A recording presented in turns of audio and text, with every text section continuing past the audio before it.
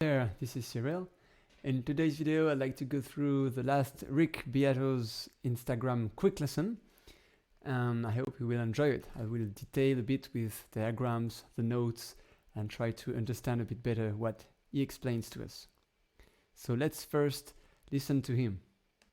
Quick lesson. I'm always telling you to build your lines off simple chord progressions. Let's say you're in the key of D. If you took the 2 chord to the 1 chord to the 5 chord, you could use it over a dominant chord, like over A. So it'd be like E minor, D, A, E minor, D, A, E minor. And so then he noodles around this and shows how to emphasize the chords while improvising on it. So it's very beautiful. We'll listen to that a bit later. Let's first have a look on what he says. Let's say you're in the key of D. So he talks about the key of D. Let's show what the key of D is right there. So I found this very interesting interactive fretboard that you can, I will put the link in the description of the video right there. And so there you can choose the key, the scale you want to show on the guitar fretboard. So here I've chosen, of course, the D scale in the major Ionian mode. That is the most common one. And here, of course, you can play. All right. So here you have the D, and I played this sequence of notes here up to D right there. And then Rick mentions this. You see those chords, the 2, the 1, and the 5. So what's nice about this? This interactive fretboard is that you see here the triads, so the groups of 3 notes you can make during this with these notes, and basically the chords of the scale. And so if you count them 1, 2, 3, 4, 5, well, you can have the correspondence between what's right there on Rick's video. So the chord number 2 is the E minor, which contains these E, G, and B notes. So it's highlighted right there. And then the first chord of the scale is the D. So you can see all the triads over the fretboard of D, and the same thing as A. So, okay, so now we have the chord. So basically it's the E minor chord. So the E minor, I would say cowboy position is this one here, E, B, E, G, B, E, right there at the top of the neck, right there. And then you have the D, of course, and the A. But then Rick Beato's shows other positions, so other triads position to play those chords. So let's listen to him. If you took the 2 chord to the 1 chord to the 5 chord, you could use it over a dominant chord, like over A. So it'd be like E minor, D, A. So let's take those 3 first chords he plays. And so here are the corresponding diagrams right there. Okay, so he first talks about the E minor, but it's played on the 12th fret here. Right? And then the D, which is played close to this position from the 10th fret right there. So here I have highlighted the notes. And then the A, which is played almost very close to the D. All right. So maybe if you don't know about those slash chords, it doesn't have any link to slash. It just means that the C sharp here is played as the lowest note. Usually the lowest note of the A chord is the A, right? But when you change that, and if you use another note from the chord, then you have another sequence of notes. It's still the same chord, but just to mention that the lowest note is no more the root note. So that's why here it's the C sharp, which is the bottom note. All right. Okay, so then Rick will go through 2 other sequences of those 3 chords at different positions of the fretboard. So let's have a look.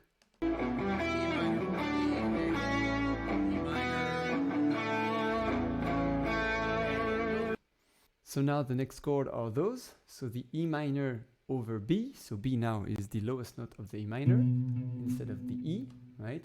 And then the G. And and then it's the same E as before from the former A chord. Right? And then you have the D over A. And then the A.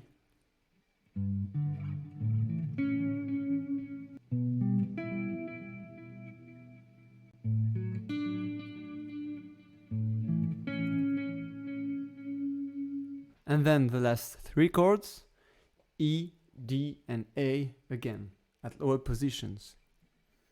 So E minor over G, D over F,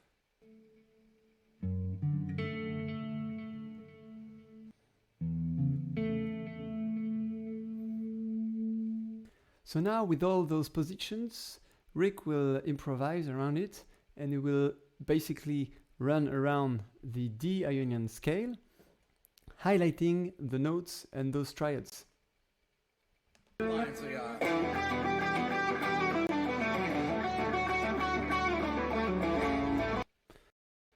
So he starts with the first chords he's shown us,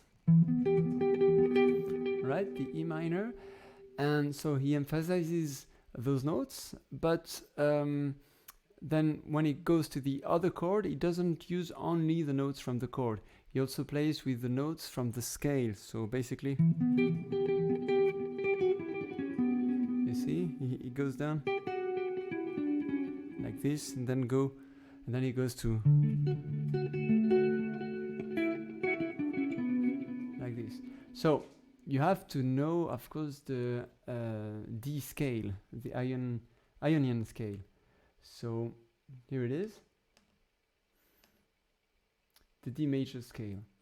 So it's a bit complicated, but if we have a look here, we have the E, right? This, and this note here, G, B, and E. And when it goes down, it goes to G, F sharp, E, D, C sharp, right? It goes down. Right? First time I saw the lesson, I thought it was going only through the notes from the chord, but it's not. You don't get that sound, basically. The best thing is just to highlight the chords, playing the notes of the chords when it's basically the time for the chord during your progression. It's quite challenging to memorize the entire fretboard and the major scale all over the place here. So a little trick I use is the pentatonic minor scale. So first, when you got a major scale, there is a relative minor scale that corresponds to it. So in the case of D, it's the B. You see, it's the exact same notes, same positions and so on. And the pentatonic, so instead of having 7 notes, you have only 5, pentatonic minor scale. Alright, so using the pentatonic minor scale, we miss some of the notes that we had. For example, if we want to play again the E minor, we miss the note G that is right there. It was this note here on the 12th fret, right there. We don't have it in the minor pentatonic. So if we keep with the pentatonic minor scale, then we're secure. We won't make any mistakes, but we will miss this possibility to add some colors. So it's better to add some notes, and actually I find it easier to memorize those simple positions and memorize where are the added notes here. So for example here you see in transparency the C sharp and the G note that we have to add to get to the full minor scale, and then it sounds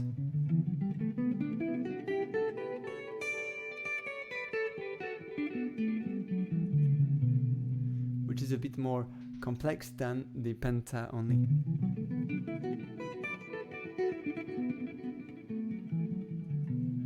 See, if we play adding the C sharp,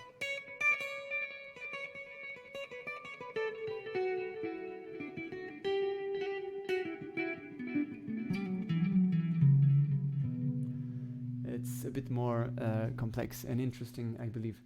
And then we have the tools to highlight the chords that Rick Beato has shown us. now we can play the G, right? And again. So we have the C sharp and the G. Okay, so maybe a little exercise that we could play with to implement that in our playing is just to build a simple loop and try to play with the simple pentatonic minor scale and add sometimes the G and the C sharp and highlight the chord. And a very interesting thing to do is try to listen to the chord progression, and you will see that on certain chord, for example on the A chord, you have much more freedom and you have much more interesting things to do, I believe, because it's the fifth chord of the scale and there you have many more possibilities. So let's build quickly a simple loop from the 2-1-5 on the D and try to play around with the pentatonic scale, the minor full scale, and also trying to highlight the triads as Rick Beato has shown us.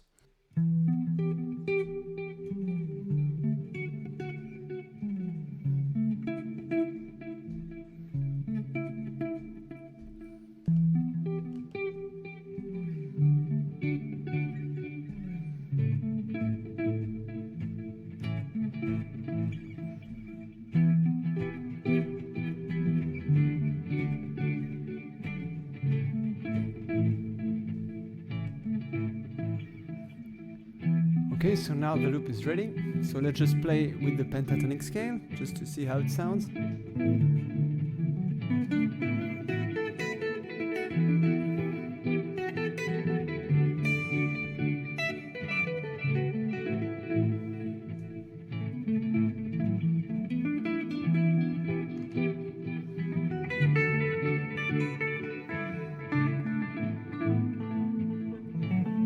So I will just stay in the same first position.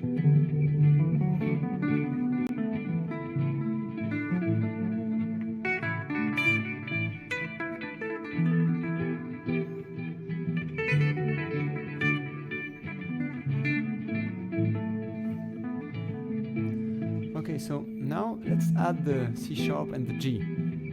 So for example in the thin string, right?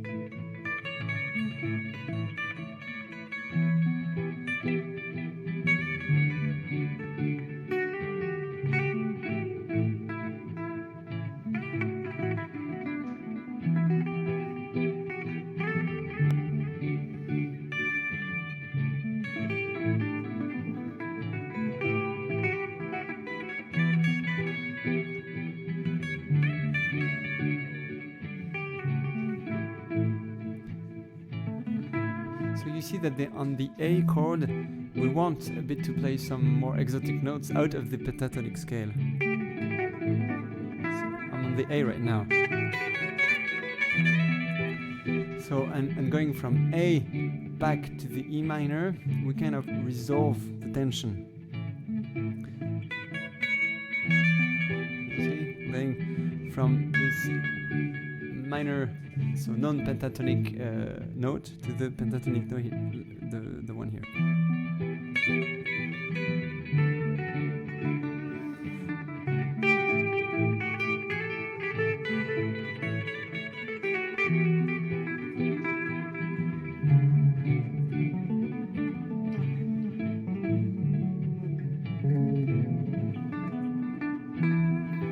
Okay, and so now let's try to highlight the chords as Rick Beato has shown us. So the E minor.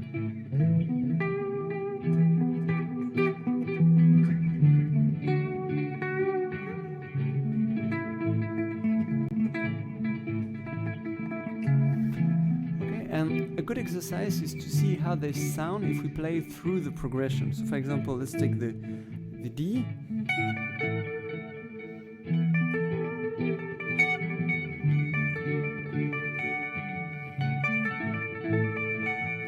So you see the D sounds really well on the D. Of course, not nice here, but here.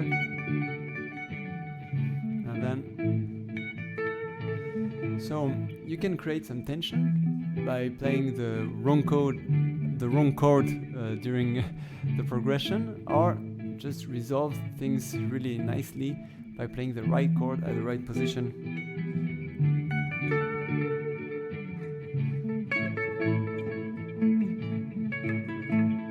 So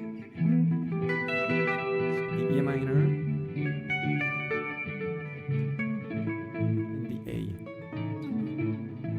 Sorry.